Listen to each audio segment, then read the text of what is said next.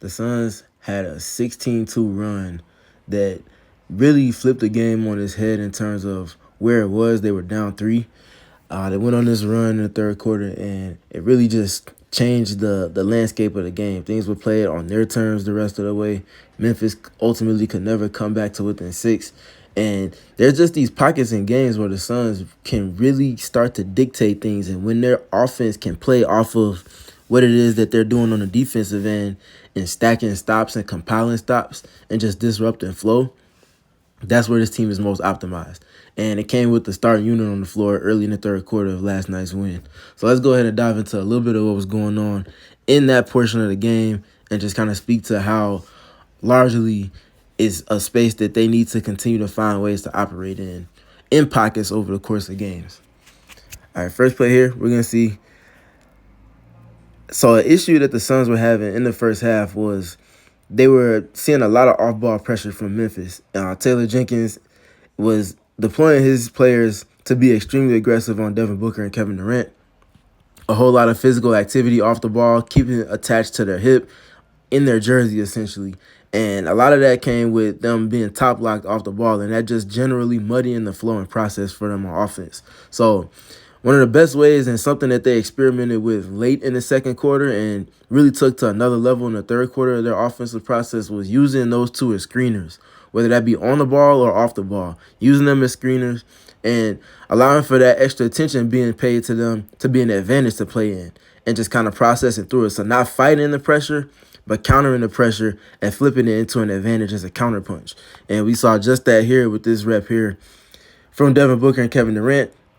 We see Durant bring the ball down the floor after a stop, and they're just getting into pistol action. So this pistol action is something that I've been emphasizing all season that I want to see the Suns get into more on a higher volume, and we're seeing it here and the benefits of it. The extra attention being paid to either one of the two that's screening. You can add Bradley Beal to this mix and Eric Gordon as well when they're in play as well.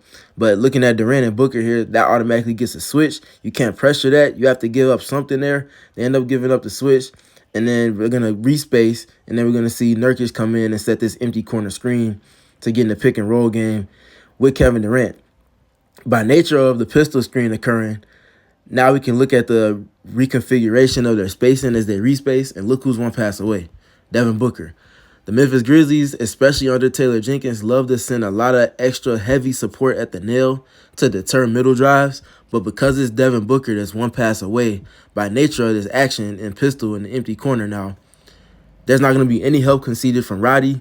Nurkic nails this screen and makes Jalen Noel navigate it, pins him behind schedule on Kevin Durant, and Jaren Jackson Jr., the reigning defensive player of the year, has to hold to his drop responsibilities. And because there's no extra support in any capacity coming, because of the configuration of the spacing from the Suns, KD's going to walk into a rhythm midi pull-up, and that's a layup. And then here we transition to the defensive side. We see them, before anything else, funneling this shot in the middle of the shot clock to JJJ is a win for the Suns. He was killing them inside the three-point line and specifically around the block and in the paint. They just had a hard time keeping him from his left hand in this game. So them doing a solid job just containing the ball in the pick and roll, firstly, and then forcing this pass to be funneled to him on the pop. This is a win. He can knock this shot down at times, but this is not a strength, we would say, of his game. And Nurkic does just a good enough job just getting up enough of a contest. And they play off of that. And then we're going to look at the box outs from the Suns as we see Kevin Durant with his checkout and we see Devin Booker with his checkout. That frees Josh Okogie to get this rebound. And now as they transition to the other side of the floor, this is another point of emphasis. So we talked about on the last play with Pistol, we seeing them just get into pace and getting into their offense with some tempo. Here, this is another way they go about it. Getting this hit-ahead pass to Devin Booker, one of the best transition players in the NBA, and we see him do what he does in transition, finishing and just generally being a threat, putting pressure on the paint and the rim early in the shot clock and playing with the floor unbalanced. None of the defenders are back and truly set yet, so this astute hit-ahead pass from Josh Okogie, instead of just getting it to Durant and then walking it up the floor, this is creating all types of pace. And this is an advantage. The best advantage in basketball which is adjacent essentially the two to the ball, is having the floor unbalanced and attacking the transition when the defense isn't set. And again, I want to credit Nurkic for getting down the floor to hold the attention of Jaren Jackson Jr. in addition to this drive from Devin Booker. But we're just looking at the Suns pushing pace with Devin Booker and just getting the ball down the court with pace and with speed. And he ends up getting fouled here. And Devin Booker at the rim this season it's just been unbelievable. He's 21 for 29 at 72.4%. And he's just a missile when he comes to getting to the basket. And keeping him in the advantage that this context provides in transition is something they need to bake more into the process and do so with intention. And then here, we're going to see the Suns deploying Nurkic as a connector. So we see off of the inbounds pass, Devin Booker's being extremely denied. And the counter to this is, they call this blind pig. It's just pitching it to a player with his back to the basket and essentially just allowing for that to be an extension of a handoff. So it's three players being involved in it. And we see Nurkic, again, being deployed as a connector and just connecting things and allowing for him to alleviate the pressure that Kevin Durant and Devin Booker see over the course of a game. We talked about the game against Denver and even in Toronto when Nurkic was assisting Kevin Durant directly and getting these passes to him while he's being top locked or heavy denied and allowing for him to get back door. This is an adjacent play to getting the back door. You just get the pitch to Nurkic, and now because of the leverage being conceded from Jalen Noel in denial of Devin Booker, he's going to be enabled with all types of space because this play takes place in the backcourt to get downhill and play with this advantage however he wants to. So we get the pitch to Nurkic and allow for him to connect. And then from there, Noel's being pinned all the way behind the play. Devin Booker elects to get into this pull-up three. But because of the pace generated from everything else and how the dominoes fall from that, Noel's going to ultimately end up fouling Devin Booker, trying to get back into the play, with Booker seeking out this pull-up three, and he's going to get 3 free throws. And then next flowing to the defensive side of the floor, we're just going to watch Nurkic working one-on-one with Jaren Jackson Jr.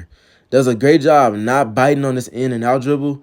Jaren Jackson Jr. was absolutely eating this game. So to see Nurkic, as you can see, the way his feet are aligned defensively with how he's angling, he's trying to deter him from getting to his left hand. So he's trying to keep him from getting to that left hand where we know he wants to get to. Does a good job sliding to stay in front. And then he's going to keep his chest in front of him. This is the part where Durant and Nurkic and even Eubanks at times, when they were attached to Jaren Jackson Jr. one-on-one around the paint, they were just struggling to keep leverage and keep their chest in front of him to at least get up a solid contest, if not completely keep him away from getting to his left hand. Nurkic does a great job bodying up here, absorbing the hit, and then getting up an excellent contest, in addition to Josh Okogie chipping in just to give him something else to think about. They're going to get the stop here, and because of the stop, now they're going to be enabled pace to play into the half court with the defense not being completely set. And now we're going to look at them countering more pressure. So we talked about them using each other as screeners between Devin Booker and Kevin Durant to counter that pressure that they're seeing from the Memphis Grizzlies on the ball and off the ball even more so. Deploying them as screeners, one of the best ways to counter that activity. And we see just how much of the shot clock is bled away with them trying to even get into the action and how effective it is in terms of just muddying the process of the Suns from the Memphis Grizzlies. So they do a great job executing in their defensive game plan here. But the counter punch from the Suns is just too good. And involving specifically Devin Booker and Kevin Durant playing off of each other's gravity, we're going to see the screen here from Kevin Durant ultimately see a late switch onto Devin Booker. And Roddy is going to do a good job containing it on the switch. But look at what comes next. So you get the switch, the late switch here. And now we're going to see Nurkic flowing in to set a flare screen after Kevin Durant sets a screen on the ball for Devin Booker. Noel has to navigate that. He's behind schedule. This is creating a closeout for Kevin Durant to play off of. He can shoot this if he wanted to. Noel's going to have a hard time contesting that 7-4, 7-5 release point from Durant, especially this far away from the basket, and especially as he's scrambling on the closeout. Durant's going to play off of that momentum, however. Does a great job with his movement patterns, again, attacking a closeout, one of the most underrated parts of his game. He has the handle, he has the shot, he has the IQ, and the shot-making ability. But his ability to evade defenders and play within the advantage that a closeout presents is very underrated. And that's going to see him just execute within it and exacerbate the advantage even more, it's going to attract the attention of Jaren Jackson Jr. And you know, if he gets up into a pull-up, that's going to attract the attention of everybody. So he gets the reaction. And then it's just going to be a quick dump-off pass. Look at the height of this pass coming from Kevin Durant on the high-low to Nurkic. And because it draws the attention of Jackson Jr., and he's the only true big on the floor in terms of rim protection right here, Nurkic is going to be able to do a great job getting up a pump fake to hold the attention of the underneath and then get into this finish with the left hand before Jackson Jr. can get back into the play. Just really good processing from the Suns on that and execution within it with pace and connectivity even more so. And then here, Okogie had multiple pockets, which I'll be talking about in written form over the next day or so. But here we're going to see him lose contain, which was something that was kind of rare over the course of this game, as he's trying to influence Desmond Bane to his left hand. He doesn't close the airspace as he starts to set up to navigate this screen here from Jackson Jr. And this was like one of the few hiccups he had over the course of this game. That's going to enable Desmond Bane space to attack that top foot as you see him trying to load up to influence him to go and use the screen and go to his left hand. His contain is broken. The leverage is broken. But look at Okogie recover. And I want to rewind this back in real time so that you can see how quickly and how much of an athlete he is. But how he just generally gets back to this play from behind just really speaks to the athleticism, the will, and the desire of Josh Okogie, and how he continuously sets tones for this defense and for this team in pockets where they need it most. This is where he brings his most value. You can talk about what he does on offense in terms of shot making or the lack thereof at times and things of that nature, but this is where he really earns his stripes and really stamps his imprint on this rotation. And here it goes in real time. See him lose contain, great angle getting back into it, and meets that shot attempt at the basket, at the box, on the backboard. And then we see as the Suns get back in transition, and then they reset and respace a little bit. Just watch the relationship between Nurkic and Durant. The angle on the screen, understanding that Jackson Jr. is going over, that's going to ultimately net two to the ball at least for a second, if not fully. He's going to do a great job again with the reverse pivot, slipping into space, and it's just speeding up the tempo within the screening action. And because he speeds it up, he's able to get this catch. And then we see as we hold this attention here from the middle and look at the backside here from Durant with Grayson Allen and Josh Okogie, you can see them getting into a little bit of an exchange, but the high tag is already peeled in. The high tag here from Desmond Bane, who's guarding Josh Okogie here, is just to jam the short roll here. So he's going to do a great job jamming the short roll, and as we revert our attention back to the middle of the floor on the catch from Nurkic, look at the dexterity from Nurkic. On the catch, he gets his head peeled around, see if there's any help coming. There's early help there, and he could throw this pass if he wanted to Okogie, but there's a good angle from this high tag here from Desmond Bane. And look at how he counters it, and look at how he does so gracefully with his footwork and his dexterity. And then to finish it off with the cherry on top, the pump fake, knowing that Jaren Jackson Jr., one of the best shot blockers and the reigning defensive player of the year, is going to come back into the play. Counters that, and now he misses the initial look. Yes, we could talk about that, but the wherewithal to stay with it and to get the tip back in to finish it. Nurkic is in the space right now. And then here, looking at the offensive side of the floor, we're just going to see the Suns executing more. So we see, again, another screen from Durant for Devin Booker. That's going to see another late switch as we see Noel get the contact there on Durant as he navigates over that screen. They get back into the same play they ran a few possessions ago where we talked about the flare screen for Durant. Now, that part is kind of muddied up because he falls off balance as Noel navigates. But guess what?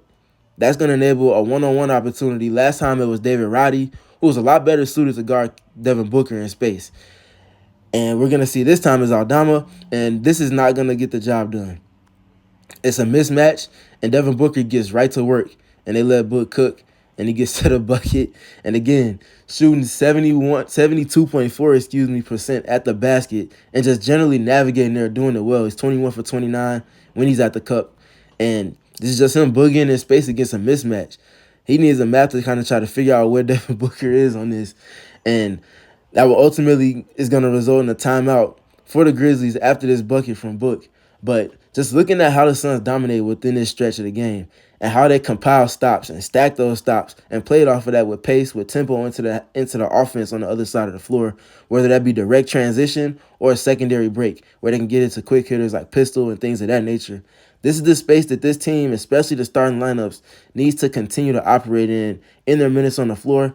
As I mentioned in the opening, they went from -1 in the first half to +15 in the second, and just finding these pockets to where they're executing within their process, countering the advantages that teams are conceding with the defensive coverages they're given, and generally stacking stops on defense.